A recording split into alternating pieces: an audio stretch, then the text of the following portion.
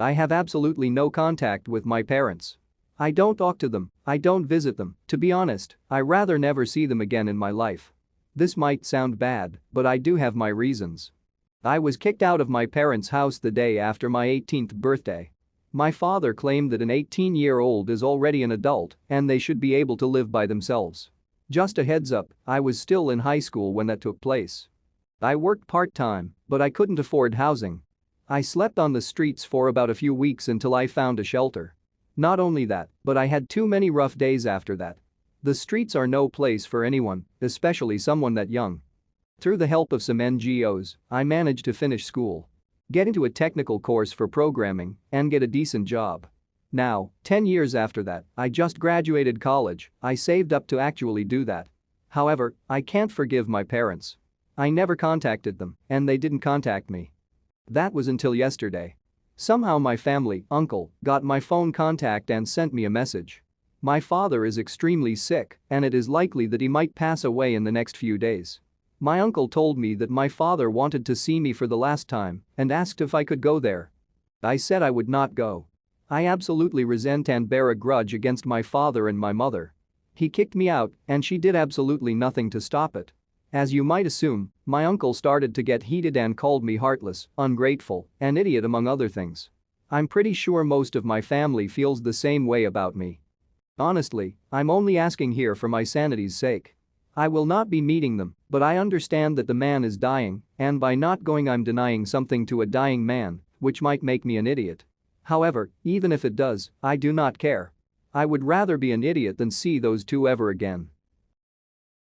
He's an adult, he's old enough to die on his own. To hell with your uncle and your dad. Not the idiot.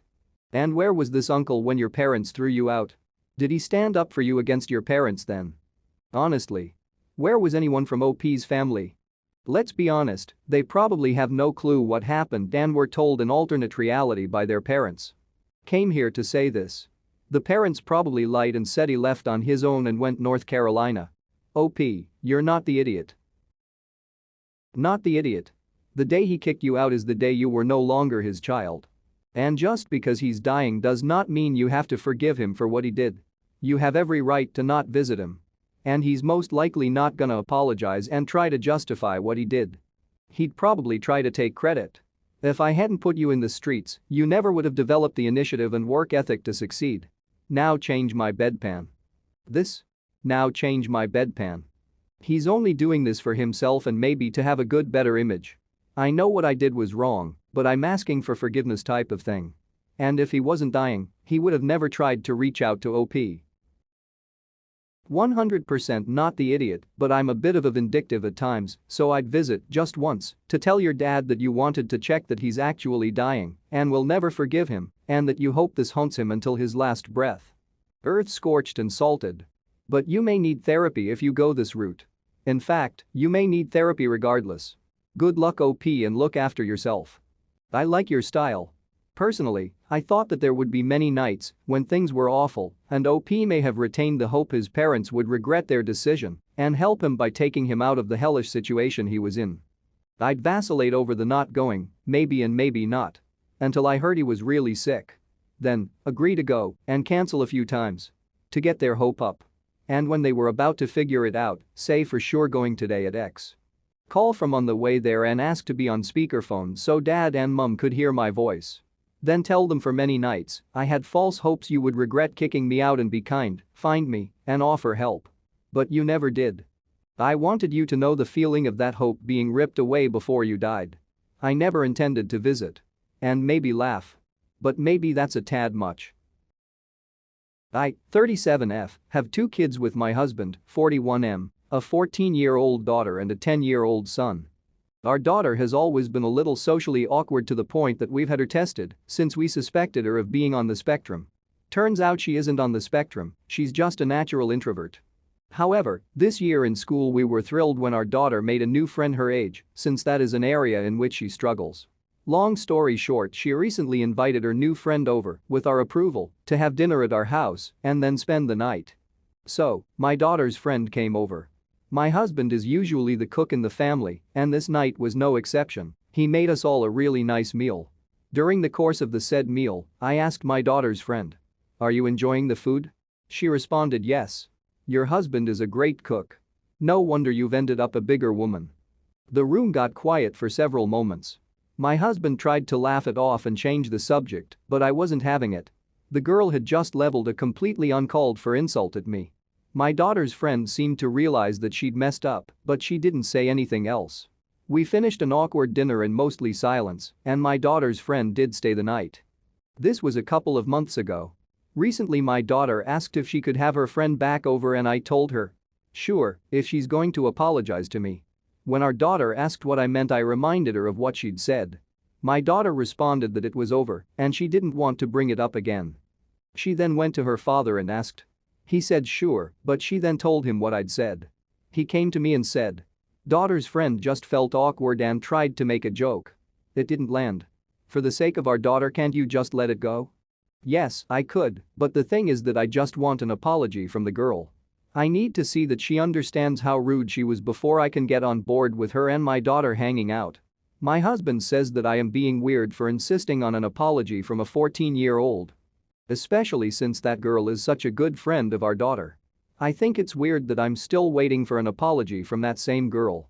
Seriously. That's all I need. I just need to know that any friend of my daughter is willing to own up to her screw-ups. You're the idiot. Did it ever occur to you that the reason this girl and your daughter clicked as friends is that they're both socially awkward? She's a 14-year-old kid. Even with the best social skills, they often put their foot in their mouths. Let it go. Don't ruin your daughter's friendship because your ego was hurt by one offhand comment. You're the idiot. You should have asked for an apology at the table. What she said was very rude, and I think she knew it as soon as it came out of her mouth, but she didn't know what to do to make it right. If you'd said, "That was very rude and I'd like an apology," she would have said, "I'm sorry," right there, and while awkward, it would have been over. You missed your teaching moment. Holding a grudge for months against a 14-year-old is silly, and you're punishing your daughter unfairly. Let the kid have a friend. You're the idiot. Stop it. You're the adult here, don't pick a fight with a 14-year-old child. It's clear this kid didn't mean to upset you. Do you really want to sabotage your own child's friendships because of your ego? You don't need an apology. You need to act like an adult and shake it off.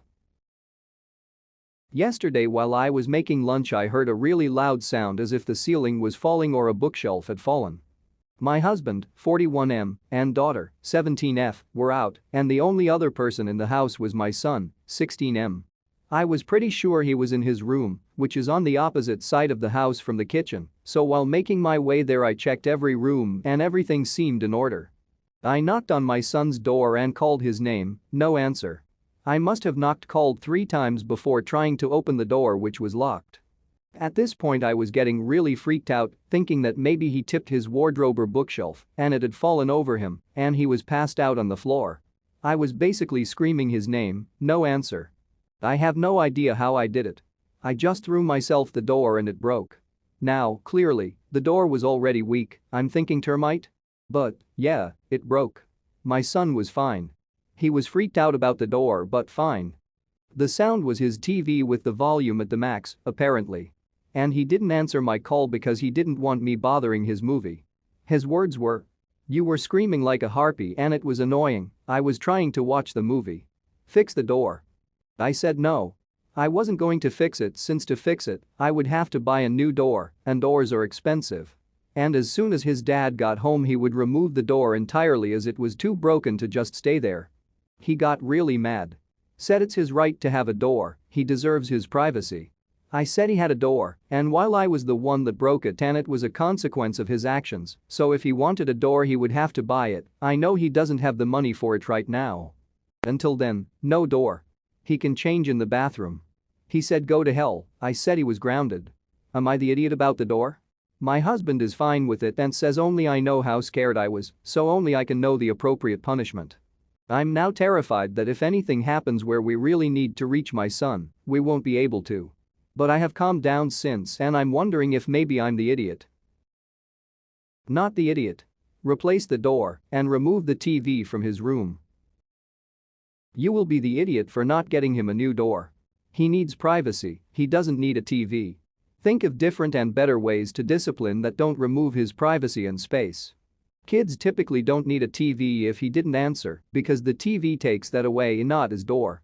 This is not the root of the issue. OP and son have other issues to work out.